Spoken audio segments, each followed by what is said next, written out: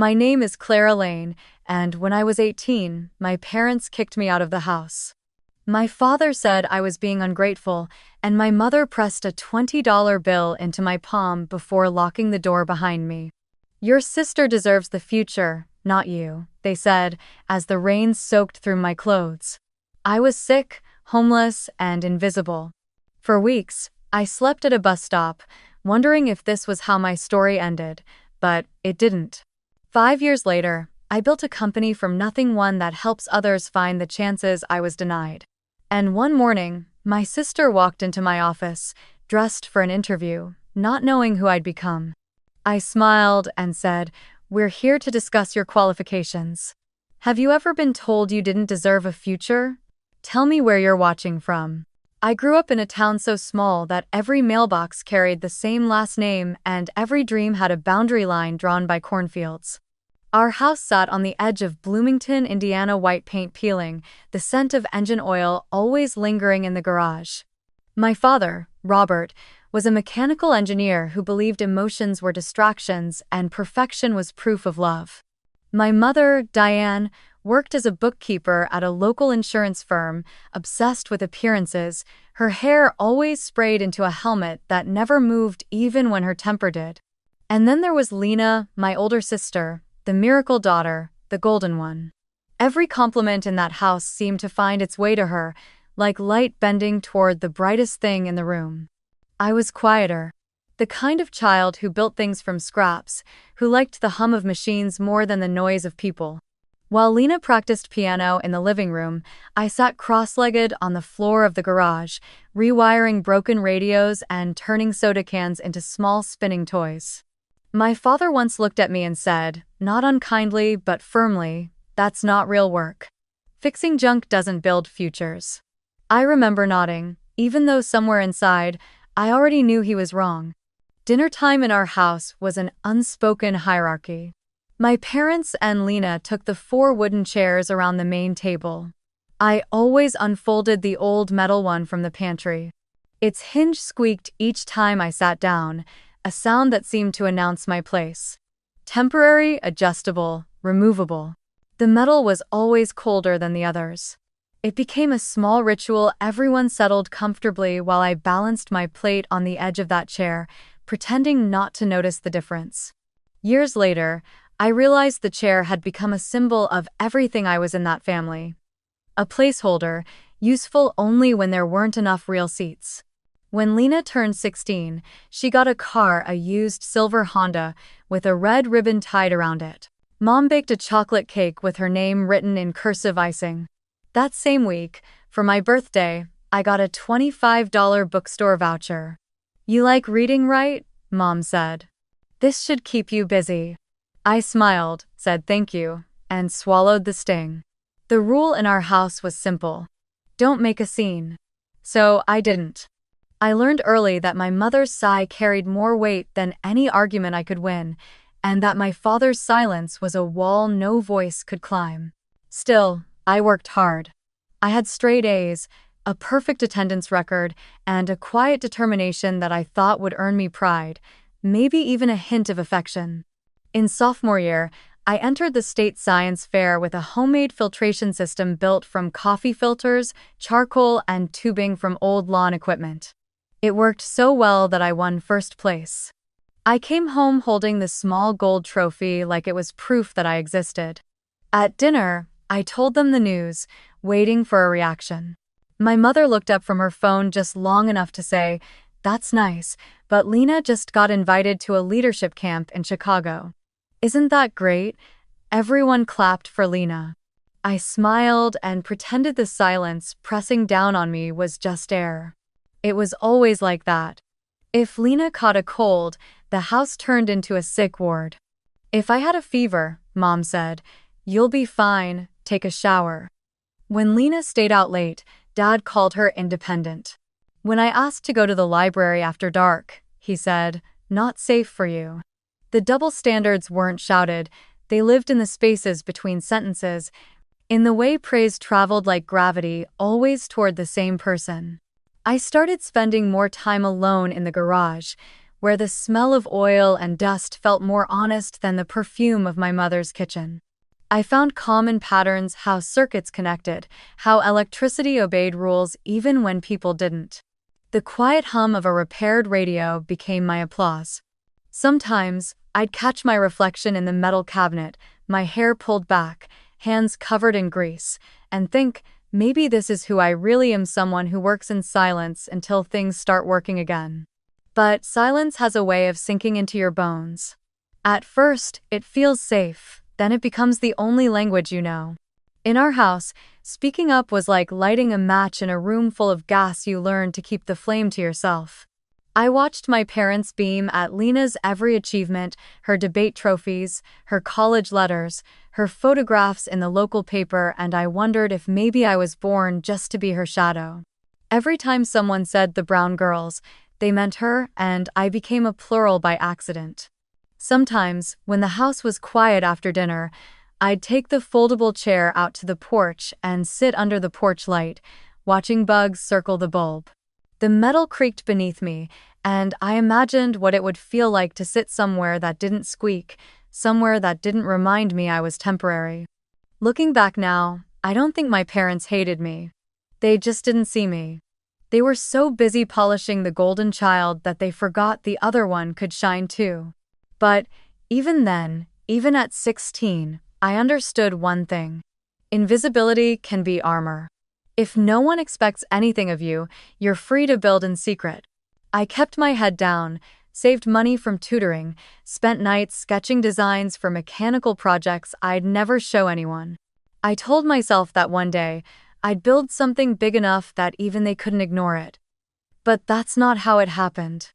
When the storm finally came, it didn't start with noise. It started with silence, the kind that feels like warning. The envelope came on a Thursday afternoon, thin and white with a university seal in the corner. I remember holding it like it was made of glass. My hands shook so much that I tore the edge unevenly. Inside was a single-page an acceptance letter from Indiana State University, major in logistics and supply chain management. A partial scholarship. Not full, but enough to make me believe life could finally open its door just a little wider. I'd worked for that moment, late-night study sessions, part-time shifts at the library, weekends tutoring middle school kids for $10 an hour.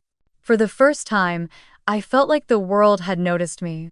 When I got home, the sun was dipping low behind the cornfields. The air smelled like rain and motor oil.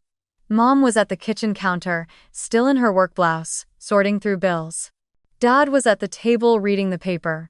Lena was scrolling through her phone, her perfectly polished nails tapping against the glass. I held up the letter, my heart hammering. I got in, I said. Indiana State, Logistics Program. They offered me a partial scholarship. Mom didn't look up. That's nice, she said, flipping another envelope open. But you know we can't afford 2 tuitions. Lena's pre-law is already expensive. Dad lowered his paper, his expression flat.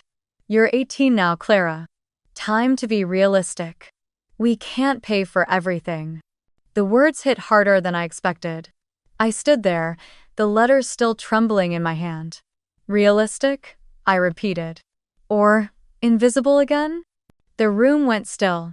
Even the clock on the wall seemed to hesitate before ticking again.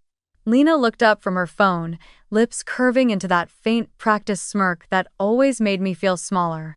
She's overreacting, she said softly, like she was stating a fact. Something in me cracked. I'd spent years swallowing words, folding myself smaller to fit their comfort. But that night, the silence I'd built finally splintered. I've done everything right, I said, my voice shaking. Straight A's. I've worked part-time since I was 16. I never asked for anything. You've never even asked what I want. Mom's head snapped up, her tone sharp. Stop raising your voice. I'm not. I started, but Dad slammed his hand against the table, the sound sharp enough to cut through my breath. Enough, he shouted. You think you're so capable. Fine, prove it. You're on your own. I froze. The words didn't register at first. Then Mom sighed, reached into her purse, and pulled out a $20 bill. She pressed it into my palm like it was a gift, her voice cool, almost rehearsed. "Be independent," she said. Lena laughed under her breath, tucking her hair behind her ear. "Consider it a head start on reality." Something in my chest burned, a slow ache that spread to my throat.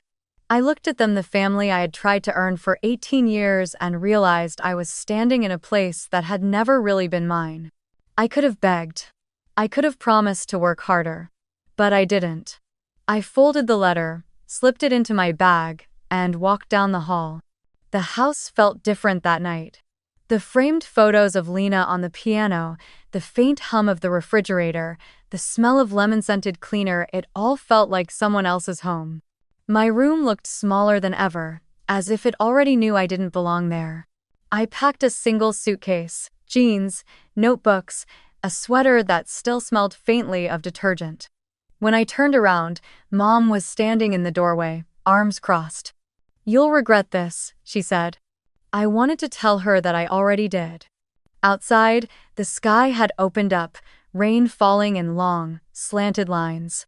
The sound was loud against the concrete, heavy like breath in a cold room. Dad didn't come out to say goodbye. Lena stood by the window, her phone lighting up her face. I caught her reflection in the glass. She looked curious, not sorry. I stepped onto the porch. The wooden boards creaked under my weight. My mother followed me halfway, holding the door open just enough to keep the rain from touching her shoes. "Remember," she said, her voice distant. "You wanted this." Then she closed the door. The rain hit my skin, sharp and cold, soaking through my hoodie in seconds. I walked down the driveway, the small suitcase bumping against my leg. By the time I reached the street, my hair was plastered to my forehead, my shoes heavy with water. I stopped once to look back. The house glowed faintly through the storm, warm and untouchable, like a life sealed behind glass. A car passed, splashing through a puddle, its headlights cutting through the rain and catching my face for a brief second. I saw my reflection in the window, wet, trembling, but still standing. I pulled the $20 bill from my pocket. It was already damp, the ink starting to blur. I pressed it flat against my palm and whispered to myself, "This is all the proof they think I need to survive." By the time I reached the bus stop, the rain had turned to a downpour. The streetlights flickered, halos of yellow in the gray night. I sat down on the cold metal bench, the suitcase beside me, the letter from Indiana State still tucked in my bag. For a moment, I wanted to rip it apart, but I didn't. I folded my arms, tried to stop shaking, and watched the water collect in the gutter. A bus passed without stopping.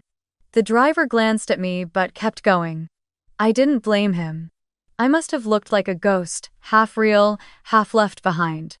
My breath fogged the air, and I thought about Lena's words. A head start on reality. Maybe she was right. Maybe this was what reality felt like: wet, cold, and brutally quiet. I don't remember how long I sat there. The rain didn't stop that night. It turned the street into a blur of silver threads, each one whispering against the pavement. I stayed on the bus bench until the sky turned gray, my clothes clinging to me, my chest aching with every breath. The cold had settled deep, sharp, and heavy, like a secret I couldn't shake. I tried to curl up tighter, but the metal seat beneath me was slick with water. Every time I closed my eyes, I saw the house again: warm lights, steady voices, the kind of world that no longer had a door for me. Somewhere between the wind and the hum of passing cars, I must have fallen asleep. When I woke, it was to a voice, gentle, confused. "Miss? Are you okay?" I blinked up at a man in a heavy coat, holding a steaming cup of coffee.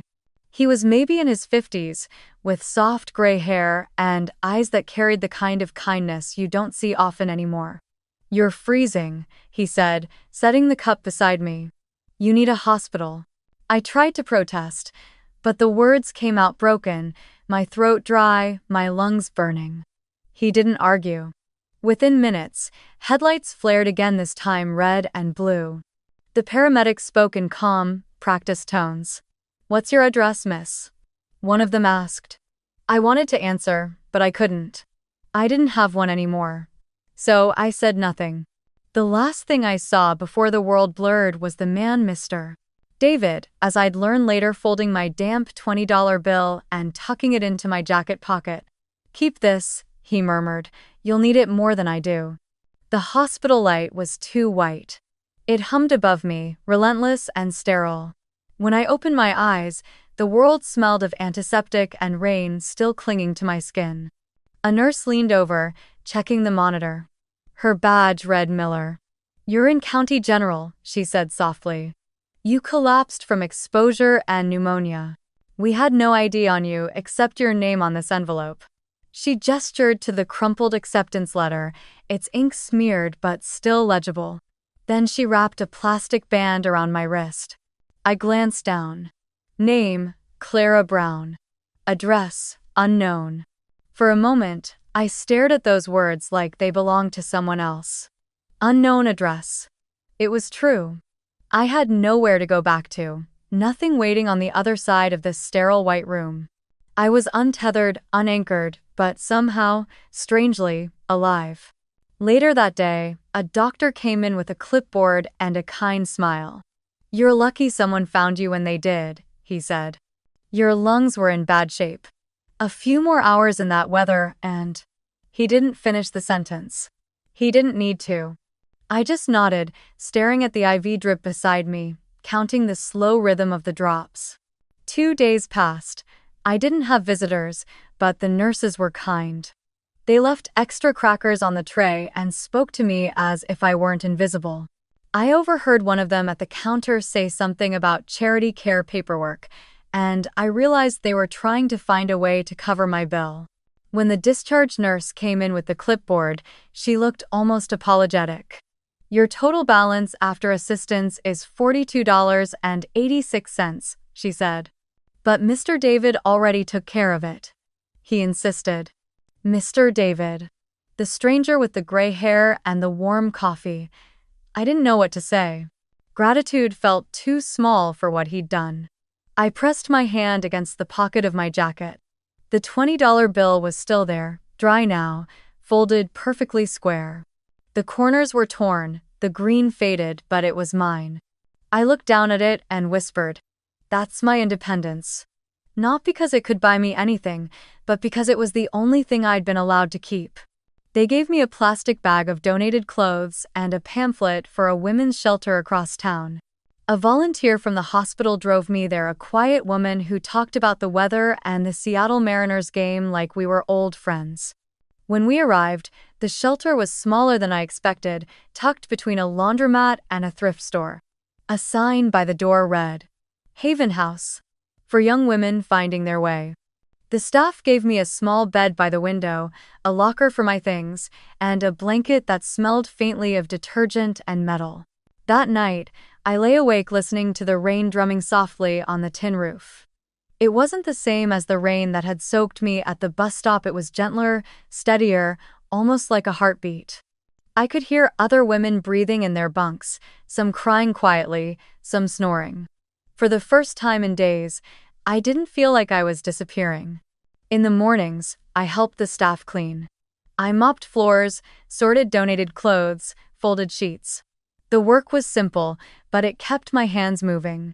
Sometimes, when I passed the mirror near the entrance, I didn't recognize the girl staring back, pale skin, hair tied back messily, a faint line of exhaustion beneath her eyes.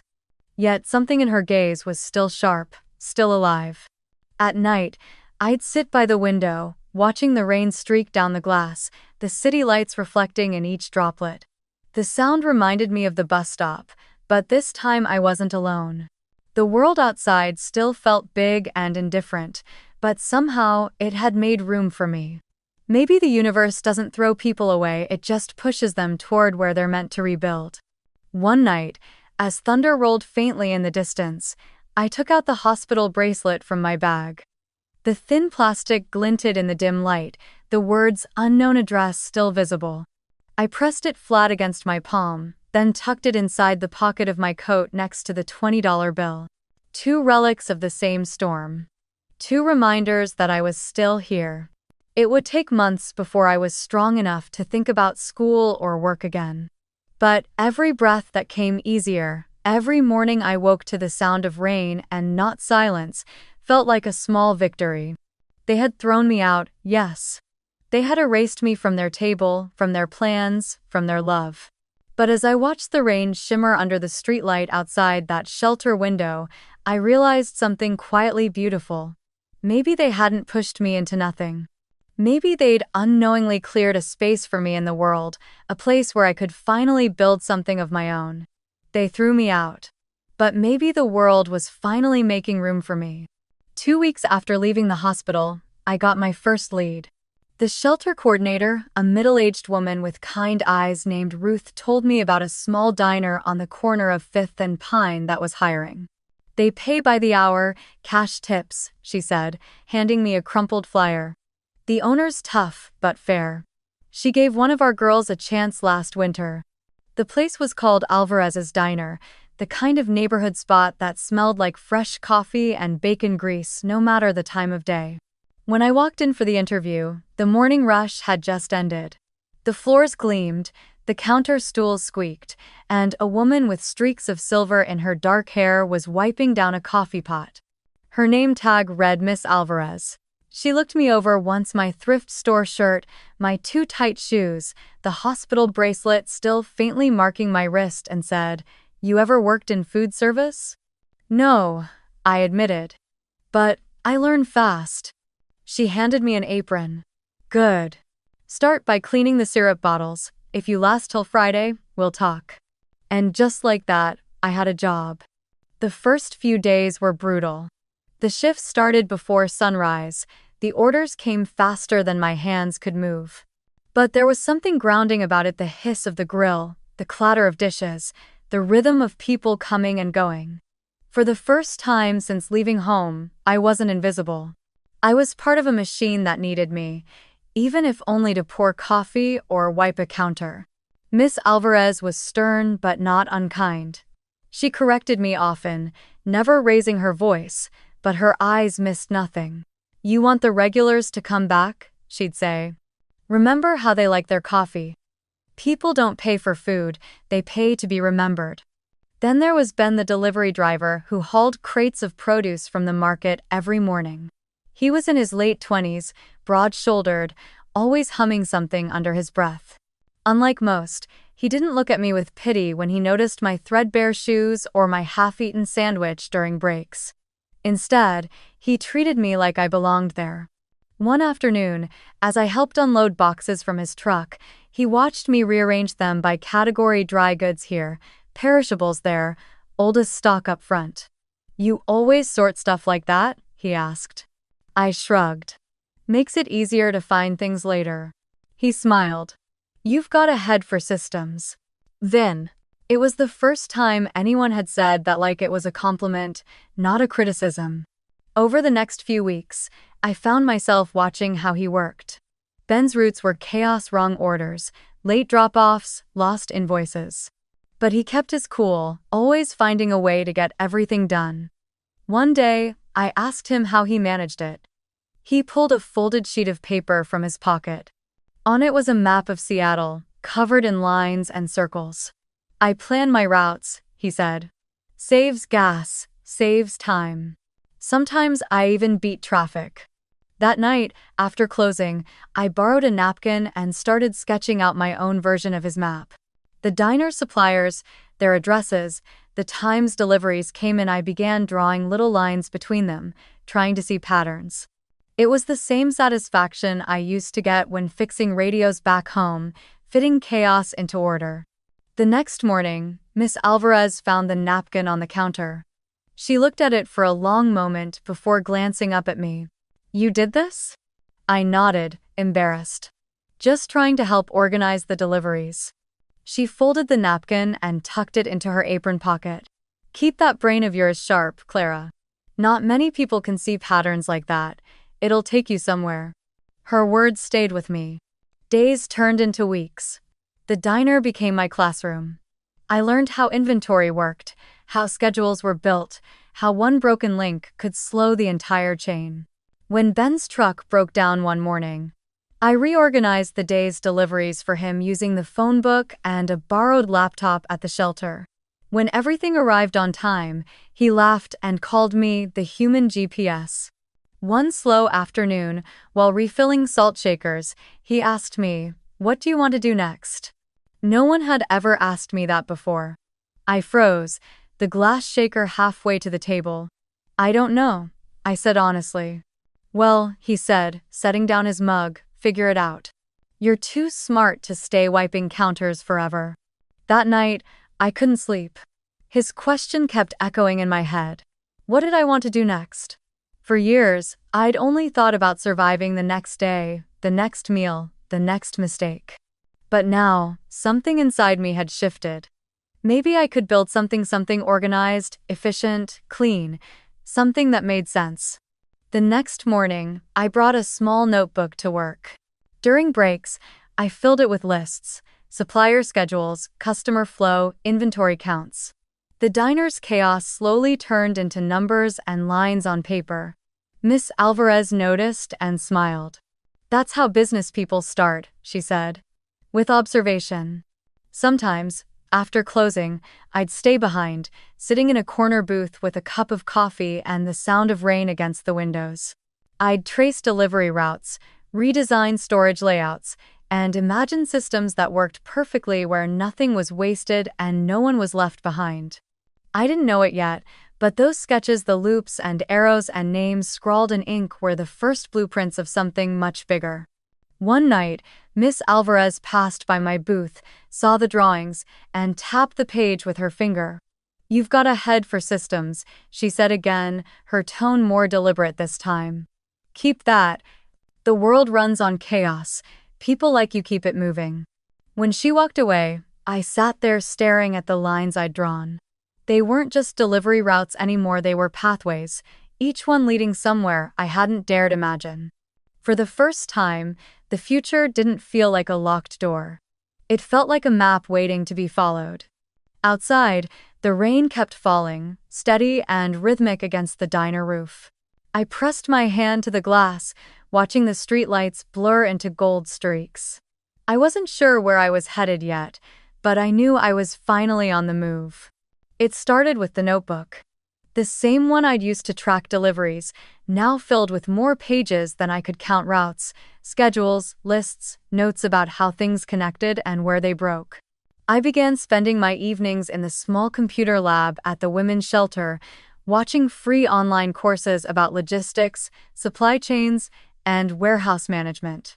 The screen light flickered across my tired eyes as I repeated formulas on Excel, memorizing shortcuts, learning how numbers could turn chaos into something predictable. There was comfort in it, a rhythm that reminded me of control. When you have nothing, structure becomes your safety. Every night I studied until the curfew alarm blinked red, then slipped the notebook under my pillow like a secret. During the day, I tested everything I learned at Alvarez's diner. I reorganized the supply shelves, color-coded the condiment drawers, and built a rotation schedule that matched the delivery times. Within weeks, we stopped running out of ingredients, customers got their orders faster, and for the first time, Miss Alvarez actually smiled without hiding it. "You did something right," she said one Friday evening, balancing the day's receipts in her hand. "We made 15% more this month, and nobody quit." I looked up from wiping the counter. "It's just small adjustments," I said. She laughed softly. "Small adjustments make big differences. Don't ever forget that." Her trust gave me courage. I stayed after hours, helping her tally costs, typing receipts into spreadsheets on the old laptop she barely used. At first, she watched me with suspicion, maybe afraid I'd break it, but soon she started asking questions. "What's this formula thing again?" she'd say, leaning over my shoulder. "Sumif? Sounds like magic." I showed her how to use it, how to track profit margins, how to plan shifts so no one burned out. I didn't realize it then, but I was building more than systems. I was building a way to keep people steady, the same way I'd needed something steady when my life fell apart. Ben noticed the change too. One afternoon, while delivering crates of eggs and flour, He watched me direct 2 new staff members on restocking. "You run this place now?" he teased. "Just trying to make things work smoother," I said, adjusting the clipboard.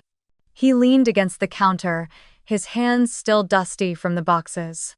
"You ever think about doing this for real? Logistics, management, whatever you call it?"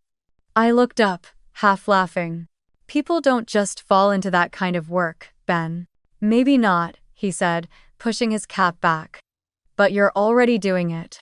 Might as well get paid better for it." He wasn't wrong. The thought lingered like a spark I didn't know how to hold. That night, I searched job boards on the shelter computer, scrolling through listings I wasn't qualified for: operations assistant, logistics coordinator, route analyst. Each description read like a language I was just beginning to understand. I saved a few, more out of hope than expectation. Meanwhile, the diner became my experiment ground. I turned our weekly inventory into an Excel chart, created graphs for peak hours, even predicted how much milk we'd need by the end of each week. The others started calling me the numbers girl. I didn't mind, it was better than being invisible. A few weeks later, Ben arrived with a new logo on his truck: Everline Freight. His company had merged with another small transport firm, and he looked exhausted but proud. Over lunch, he told me they were expanding. "We're hiring new clerks, warehouse assistants, route planners, small-time stuff, but steady pay," he said between bites of sandwich. Then he paused, glancing at me. "You should apply." I nearly choked on my coffee. "Me? I don't even have a degree." "So what?" he shrugged. "You've got experience. You made this diner run like a factory on rails. That's more than most college kids can say." I hesitated. "They'll never take someone like me." Ben smiled, eyes kind. "You're exactly the kind they need, someone who knows how to keep things moving when everything's falling apart." He said it so simply, like a fact, that it silenced every doubt I had. That evening, I went back to the shelter and wrote my first resume. It was bare 2 short jobs, no references, but I filled it with what I could. Scheduling, inventory, delivery coordination. I printed it on the shelter's old printer, the ink smudged on one corner. Then I waited. A week later, I got the call. The HR assistant from Everline Freight wanted me to come in for an interview. I didn't own formal clothes, so Miss Alvarez lent me one of her blouses and pressed it carefully, as if ironing hope into the fabric. "You'll do fine," she said, tucking a 20 into my palm before I could refuse. "Lunch money, don't argue." Oh. The interview took place in a modest office on the south side of the city. The waiting room smelled like coffee and motor oil, the same scent that had followed me since Indiana. The manager, a broad man named Tom, asked simple questions. "You good with numbers? Can you stay organized under pressure? Ever handled logistics before?" I answered honestly, no embellishments, just what I knew. He nodded, tapping his pen. "You've got no degree," he said finally, "but you've got the right instincts. Let's start you on data entry and see how it goes."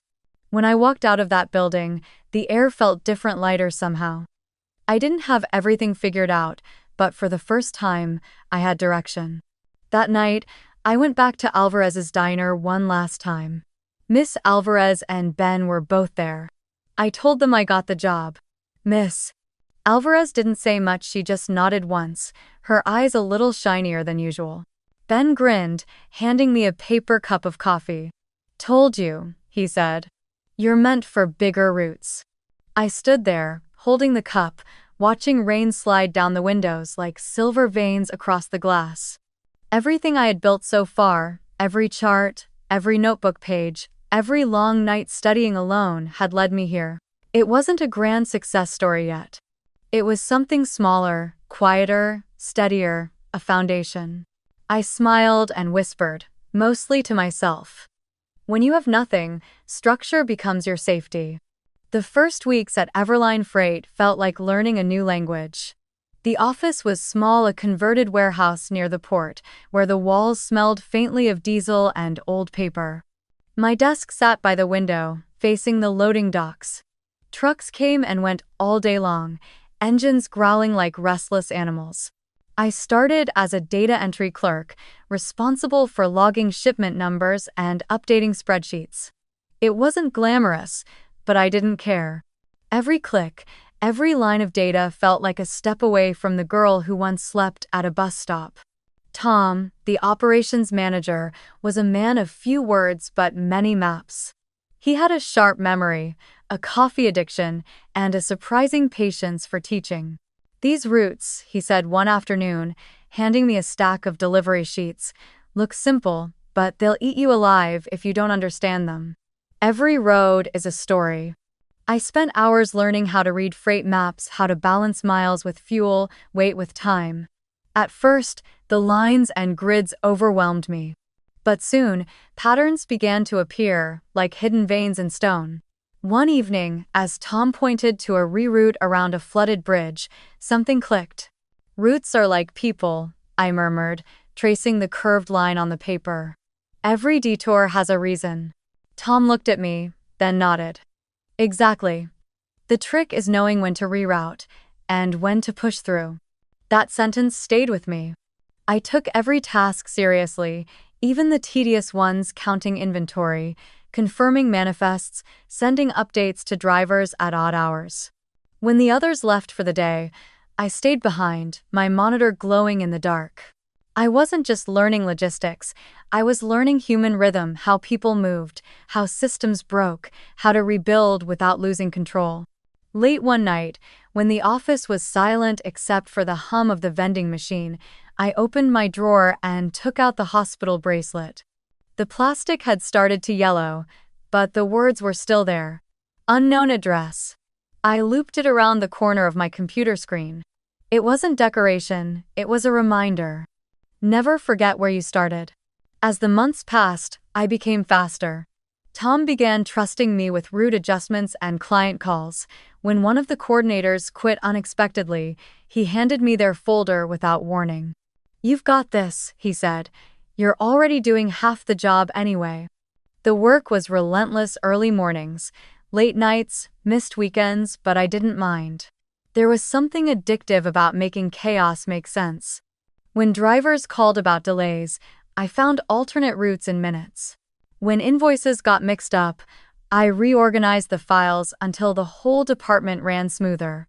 The others began coming to me with small questions. "Clara, can you check this shipment? Can you help me fix this schedule?" They didn't say it, but I knew I had earned their respect. Outside of work, I kept studying. After shifts, I'd head to the library or the 24-hour diner near my apartment, the same one that smelled like coffee and rain. I watched free online lectures about management, communication, and systems design. I learned about people, how to lead them, how to listen. I realized logistics wasn't just about trucks and timetables. It was about humans, their timing, their habits, their small, predictable errors. Tom noticed. "You're not like the others," he said one Friday evening, as we reviewed quarterly reports. "Most people clock out and forget this place exists. You stay and look for patterns." I smiled. "Maybe it's just habit. When you've been lost before, you like knowing where everything goes." He chuckled. "Whatever it is, keep it. You've got a gift for structure." Over time, he began giving me more responsibility, supervising shipments, mentoring new hires, shadowing department meetings. I kept a quiet confidence, never boasting, just working. Sometimes, when things got overwhelming, I'd glance at that plastic bracelet on my monitor. It reminded me that I'd survived worse than long hours and tight deadlines. 2 years passed. Everline expanded, adding new clients, new routes. I helped design a routing system that reduced delivery times by 12%. Tom presented it at a company meeting and, for the first time, mentioned my name in front of everyone. "This one," he said, pointing to me, "kept us running when the rest of us were drowning." Applause followed. I smiled but said nothing. Inside, something warm and steady unfurled, a quiet pride that didn't need to be seen to be real. Still, I kept pushing myself. I started coming in on weekends to learn the back-end operations, warehouse layout, driver assignments, HR processes. I wanted to understand how every piece fit together. Logistics was like a living organism, and I wanted to know its heartbeat. One evening, I stayed late to finish a report. The building was empty except for the hum of fluorescent lights. Outside, rain tapped gently against the glass, and in the reflection, I saw my own face framed by the glow of spreadsheets. For a brief second, I thought of that rainy bus stop 5 years ago. The same rain, the same city, but a different version of me. When I finally turned off the lights and stepped outside, Tom was locking up. "You ever rest?" he asked, half amused. "Eventually," I said, pulling my coat tighter. He paused, studying me for a moment. "You know, Clara," he said, "you remind me of when I started. Hungry to prove something, but the thing about hunger, it doesn't end when you succeed. It just changes what you crave." He was right. I didn't crave approval anymore. I craved purpose. 3 years after I first walked into Everline, Tom called me into his office. The room smelled like coffee and fresh ink, as always. He didn't look up from the papers on his desk when he said, "We're opening a new position, junior project manager. You've been doing half the work already, so it's time to make it official." He blinked. "Are you serious?" He finally looked up, smiling. "Dead serious. Don't say no, or I'll regret teaching you all my tricks." I laughed for the first time in what felt like years. When I stepped out of his office, the entire team clapped. Someone had taped a note on my computer monitor: "You earned this, Clara." That night, I didn't celebrate with champagne or a party. I went home, made instant noodles, and sat by the window as the rain fell steady against the glass. I touched the hospital bracelet still hanging on my monitor, and for the first time, I didn't feel like unknown address anymore. I whispered softly to the dark, "I know where I belong now." The promotion at Everline was only the beginning.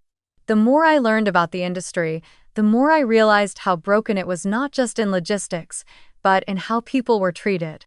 The small companies struggled to stay afloat because they lacked structure. Good employees were overworked. Bad management drove the rest away. I'd seen it too many times, systems failing not because of inefficiency, but because no one had ever taught people how to build things that lasted.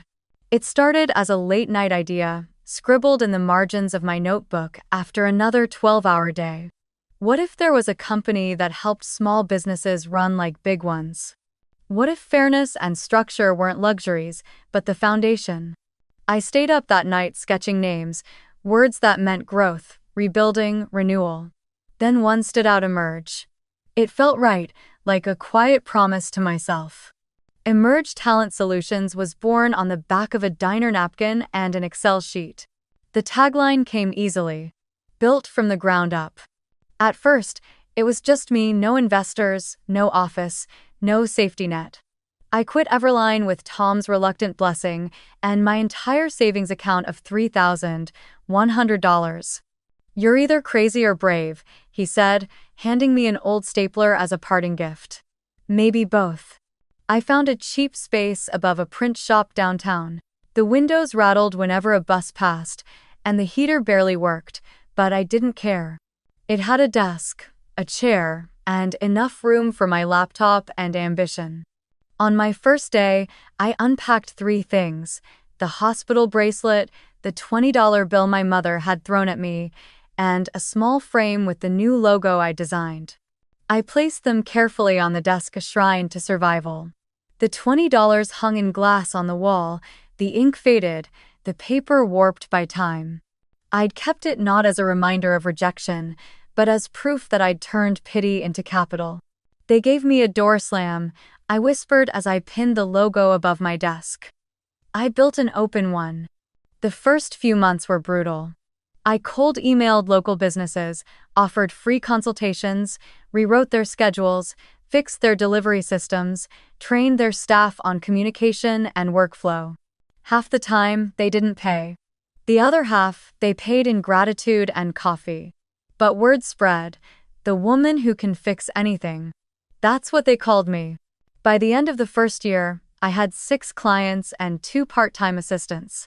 We worked late into the night, laptops glowing in that tiny office, the smell of instant noodles and ambition filling the air. I paid them fairly, even when it meant skipping my own meals. I knew too well what it felt like to be undervalued. When one of my clients, a bakery chain on the brink of closing, posted about how I'd saved their business, the story caught attention. A local journalist reached out, curious about the young woman rebuilding small businesses. A week later, the article ran in the Seattle Herald, "From Homeless Teen to CEO: How Clara Lane is Reshaping the Future of Work." That was the first time I saw my new name in print. I'd changed my last name months earlier. Brown had felt too heavy, too haunted. Lane was simple. It meant path, direction, progress. A new route. When people asked, I said it was my mother's maiden name. The truth was, I'd built it myself. The article changed everything. My inbox flooded with messages from business owners, from old acquaintances, even from people who had once overlooked me. They wanted advice, mentorship, help. Some wanted jobs. I hired slowly, carefully. Every employee signed the same values statement I'd written on a torn piece of notebook paper the night I started.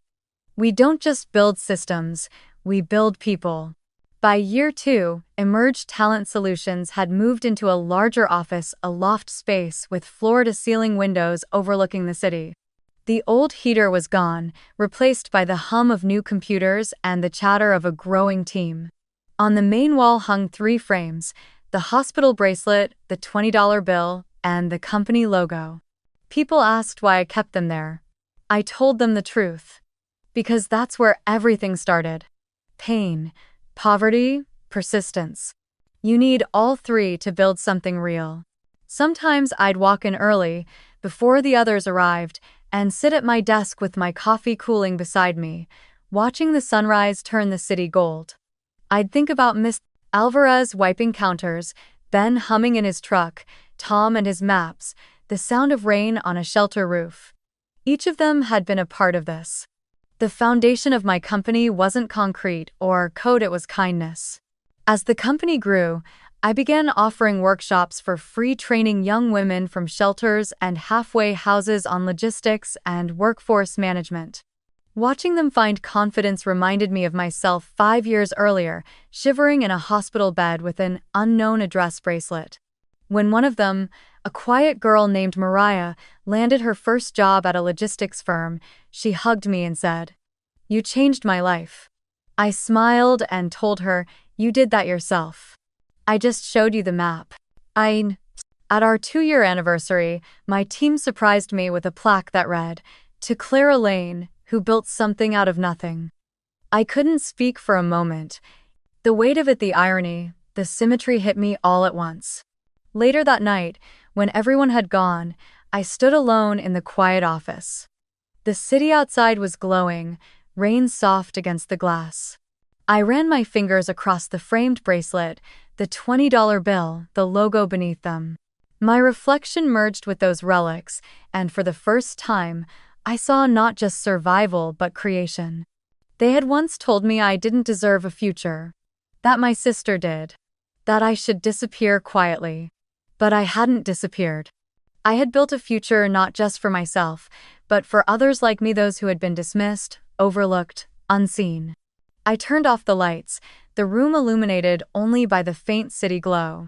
As I closed the door behind me, I looked back at the words painted near the entrance: my company's promise, my personal truth, built from the ground up. And for the first time, I believed it completely. It was a Thursday morning in late spring when the email came through. My HR assistant, Maya, appeared at the doorway of my office, tablet in hand, her tone casual but curious. "We've got a new candidate for the operations coordinator position," she said. Strong resume, 3 years at Greenway Logistics, some management experience. Her name's, she paused, squinting at the screen, Lena Brown. The name hit me like the soft echo of a door I thought I'd already closed. I looked up from my computer, expression calm, though inside, time slowed. Lena Brown. My sister. the golden child of the Brown family. The last face I'd seen through the rain before everything changed. Maya didn't notice my silence at first. "Should I schedule her?" she asked again. I could have said no. I could have deleted the application, pretended it never crossed my desk. But something steadier, deeper than anger, spoke for me. "Schedule her," I said simply, my voice even. That night, I sat alone in my office long after everyone had left. The city hummed beyond the glass, and the framed $20 bill caught the last trace of light. I stared at it, remembering the way it had crumpled in my palm as the rain poured down. 5 years had passed, yet the memory hadn't aged a day. I touched the edge of the frame and whispered to myself, "Let's see if she's learned anything about fairness." 2 days later, Maya brought Lena in. I heard the click of her heels before I saw her the same confident rhythm I used to envy when we were kids walking to school. The door opened, and she stepped inside. Lena Brown looked exactly like the version of her that had lived in my memory, elegant, composed, polished. But there was something else now, a faint uncertainty hiding beneath her practiced smile. "Good morning," she said, her voice steady but her hands tightening slightly around her portfolio. She didn't recognize me. I gestured to the chair across from my desk. "Please, have a seat." Maya introduced us formally, unaware of the storm that had just entered the room. Then she left, closing the glass door behind her. The sound clicked like punctuation, just the two of us now. I opened her resume, letting the silence stretch just long enough to make her shift in her seat. "So," I began, professional, detached. "Tell me about a time you faced a difficult team dynamic." She straightened, eager to impress. "At my previous company, I managed a team that struggled with communication," she said. "I had to enforce accountability and maintain fairness." "Fairness," I repeated, my eyes still on the page. "That's an interesting word. What does fairness mean to you?" Lena hesitated. "It means making sure everyone gets what they deserve." I lifted my gaze then, meeting hers directly for the first time. For a brief second, she faltered. Something in my face, my voice must have tugged at her memory. But she blinked, brushed it off, and continued. "I believe in second chances too. People can change if they're given the opportunity." I smiled faintly. "I agree." "Dak." I kept the questions coming: project management, client communication, logistics optimization. Her answers were confident but cautious, like someone trying to read the tone of a room they didn't understand. I watched her shift between confidence and discomfort, and in each flicker of her expression, I saw the ghost of every moment she'd looked down on me. Then, halfway through the interview, it happened. She glanced around the office while I typed notes into my laptop. Her eyes landed on the wall behind me, the framed $20 bill, the hospital bracelet mounted beside it, and the plaque etched with the words, "Built from the ground up." Her breath caught. I saw it, the sudden stillness, the way her fingers froze midair. She blinked once, twice, as if her eyes were lying to her. Then she looked back at me, the color draining from her face. "You're," she started, voice barely above a whisper. "You're Clara?" I let the silence sit between us, long enough for her realization to settle. Then I leaned back slightly, folded my hands on the desk, and said, calm and measured, "We're here to discuss your qualifications." She stared at me as if the ground had shifted beneath her. I didn't know. I thought you didn't survive?" I finished for her, my tone still professional. "I did, and I built this company. We help small businesses fix broken systems." It's funny, really. Sometimes broken systems look a lot like broken families. Her eyes glistened, but I saw more confusion than remorse. "Clara, I cut her off gently, my voice never rising. "Let's stay on topic. You've had some leadership experience, yes?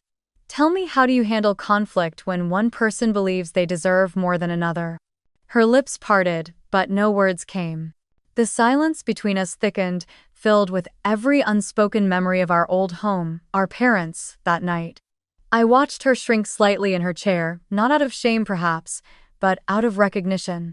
When the interview finally ended, I stood and extended my hand.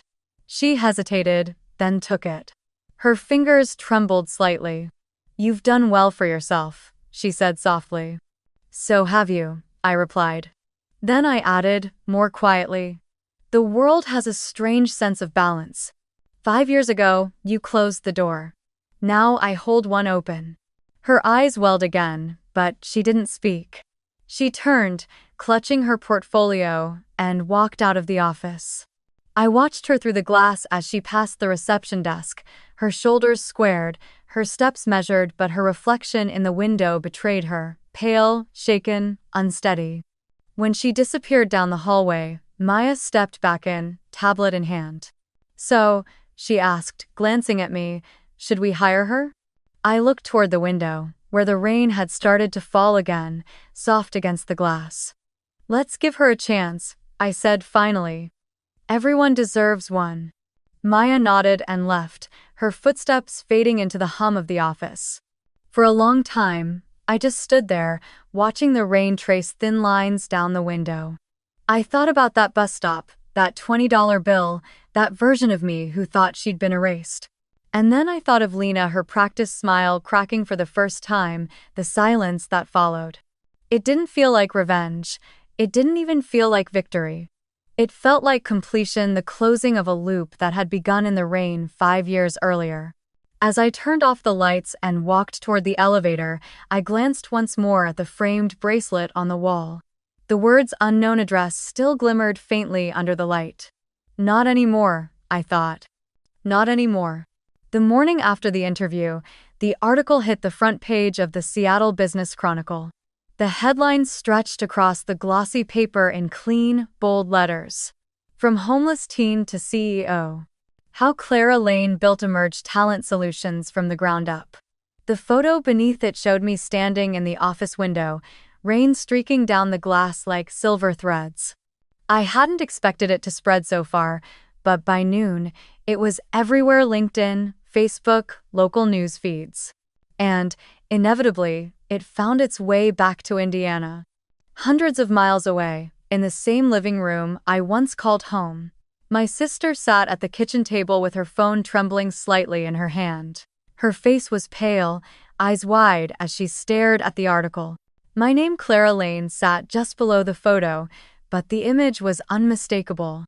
The same sharp jawline, the same eyes she'd seen in the mirror 1,000 times, only now they carried a quiet authority she didn't recognize. "Mom," she whispered, voice unsteady. "Mom, you need to see this." Diane looked up from her tablet, distracted at first, until Lena turned the screen toward her. The color drained from her face as she read the headline aloud. "Robert," she called, her voice cracking. "Robert, look, it's her." My father appeared from the hallway, adjusting his reading glasses. "What's all the noise about?" he grumbled, but his tone died the second his eyes met the photo. For a long moment, no one spoke.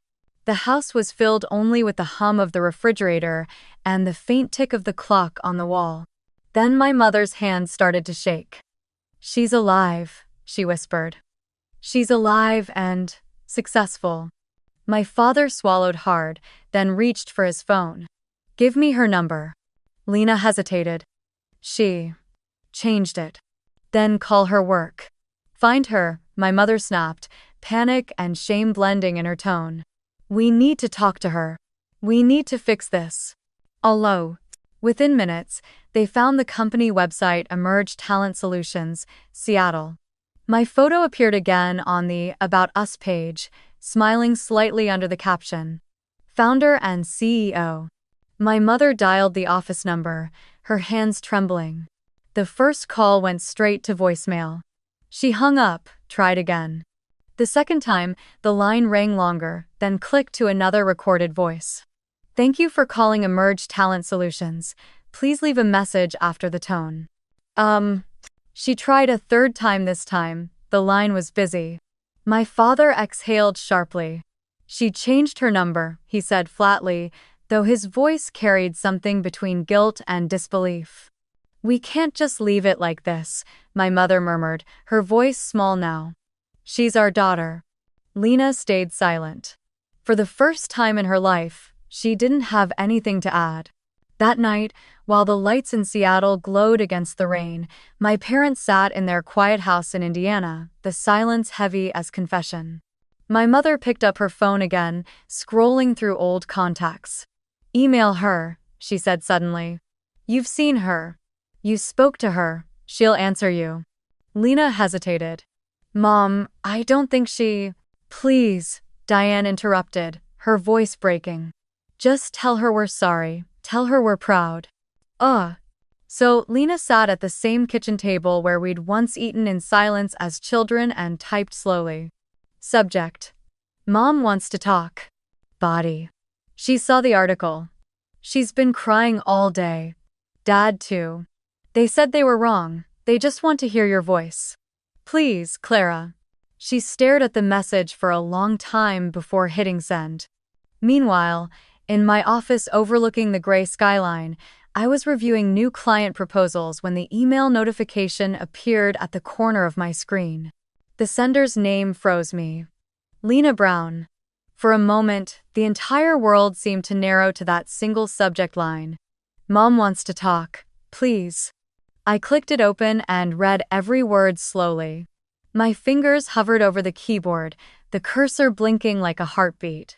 They just want to hear your voice. My throat tightened, but my hands stayed still.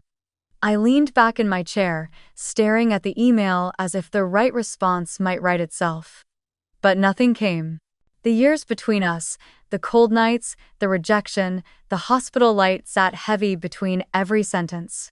I didn't delete it. I didn't reply either. I just watched the cursor blink until the screen dimmed. Back in Indiana, days passed. My mother called again and again. Each voicemail grew more desperate than the last. Clara, it's Mom. Please, call us back. We saw the article. We're proud of you, honey. It's been too long, sweetheart. We made mistakes. You have to understand. We were just scared back then. Robert and I, your father and I, we want to make things right. Please, call us. When the voicemails filled the inbox, they began sending letters to the office address listed online. Handwritten, shaky, filled with phrases like "we were wrong," "we miss you, please forgive us." My assistant sorted the mail one morning and left the envelopes on my desk without comment. I didn't open them. Every time the office phone rang and the caller ID flashed private number, my chest tightened. Sometimes, I'd lift the receiver halfway before setting it down again. One afternoon, Maya found me standing by the window, my phone vibrating in my hand. "You okay, Clara?" she asked softly.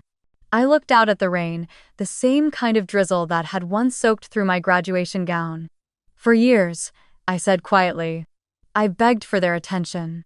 Now they beg for my voice." "Weh." Maya waited, sensing there was more. "That's not victory," I added, turning the phone face down on the windowsill. "That's gravity. Everything that falls eventually hits the ground." The phone kept buzzing. The screen lit up Mom calling. I watched it until it stopped. Then I switched it to silent, the vibration fading into nothing. Outside, the rain picked up, streaking the glass with long, silver trails. Inside, the office hummed with life, keyboards clicking, voices laughing, doors opening. My team was planning the next expansion, talking about new clients in Oregon and Chicago. The world kept moving. So did I. I turned away from the window and walked back to my desk. The $20 bill hung framed beside the company logo, catching a faint reflection of light. I adjusted it slightly, making sure it was straight, then sat down and opened a new document. There were still systems to build, people to help, lives to shape. Behind me, my phone vibrated once more, muffled against the desk. I didn't turn it over. I didn't need to.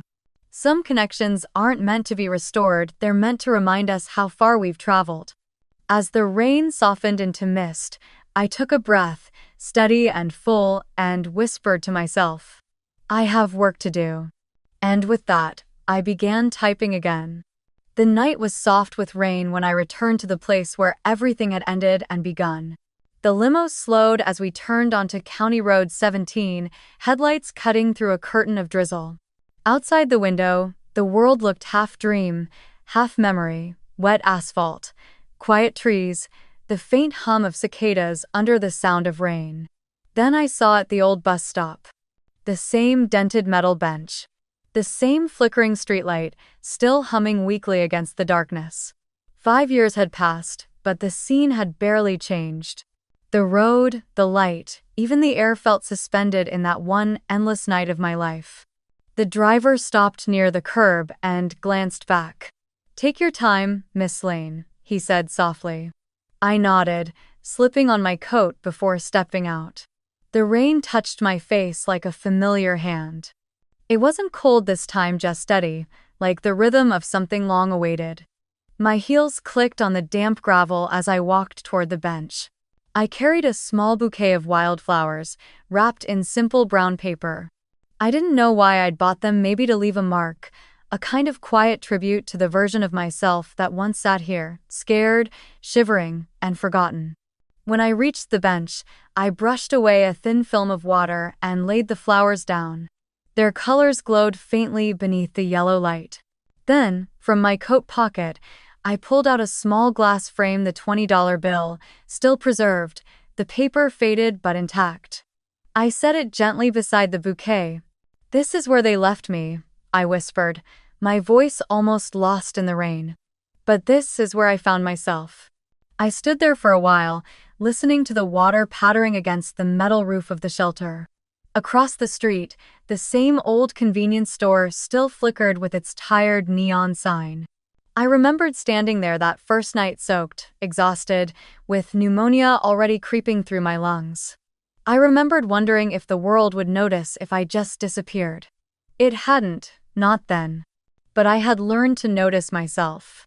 The rain began to thicken, tracing cold rivers down my cheeks. I couldn't tell if they were raindrops or tears. My phone buzzed in my pocket, interrupting the stillness. I took it out, wiped the screen. The name flashed brightly: Mom calling. For a long second, I simply stared at it, the reflection of the streetlight glimmering across the glass. My fingers hovered over the screen. The sound of rain against the bench filled the silence, each drop echoing the heartbeat of the moment. I could answer. I could end it all with one word: hello. But I didn't. Instead, I pressed the side button, silencing the call. The ringtone faded, replaced by the steady whisper of rain. I slipped the phone back into my pocket, eyes still on the bouquet. "Sometimes silence isn't revenge," I murmured. "It's peace." For years, I had dreamed of what I would say if they ever called, how I'd confront them, make them hear every ounce of pain they'd caused. But, standing here now, in the same place where it all began, I realized I didn't need words. I didn't need to win. I had already built something greater than their apology could ever give me. The limo door opened behind me, spilling warm light onto the wet road. The driver waited silently, understanding without asking. I took one last look at the bench, the flowers resting softly against the metal, the framed bill shining faintly under the lamplight. For a moment, I imagined my younger self sitting there again, holding that crumpled money, whispering promises into the dark. I wanted to tell her she'd made it, that the pain would end, that she'd grow into the kind of woman who didn't just survive, she led. I turned and walked back toward the car. The rain softened into mist as I stepped inside. The leather seat was warm, the hum of the engine steady. Through the window, the bus stop grew smaller, just a patch of gold light fading into the night. As we pulled away, the reflection of the streetlight slid across my face, no longer the harsh glare of abandonment, but something gentler, almost tender. The same rain that once drenched me in despair now glimmered like silver threads in the headlights. The same night that once swallowed me whole now felt like a closing chapter, not a wound. By the time we reached the city, the streets of Seattle were gleaming with morning dew. The first hints of dawn stretched over the skyline, painting everything in soft gold. I arrived at the office early, long before anyone else. The lobby was quiet except for the faint hum of the elevator. When I stepped into my floor, the space smelled faintly of fresh coffee and rain-soaked air. I walked past the glass conference rooms, past the framed photos of our team, until I reached the front wall where a new metal plaque had just been installed. I stopped and read it slowly. Emerge Talent Solutions, because everyone deserves a future. I touched the words with my fingertips, tracing the grooves in the metal. 5 years ago, I had been told I didn't deserve one. Now, I was giving others the future I had once been denied. The office lights flickered on as the automatic system sensed movement. The morning sun spilled across the polished floors, warming everything it touched. I turned toward my desk, the same 3 objects waiting where I'd left them: the hospital bracelet, the framed $20 bill, the company logo. The light hit them just right, and for a moment, the reflections merged into one. I sat down, exhaled deeply, and smiled, not the smile of triumph, but of release. The rain outside slowed to a drizzle, the city waking up beneath it. And as I opened my laptop to begin another day, I whispered softly to the past, to the bench, to the girl I once was. Have you ever been left behind by the people who should have lifted you up? Tell me your city so I'll know you're not alone at that bus stop.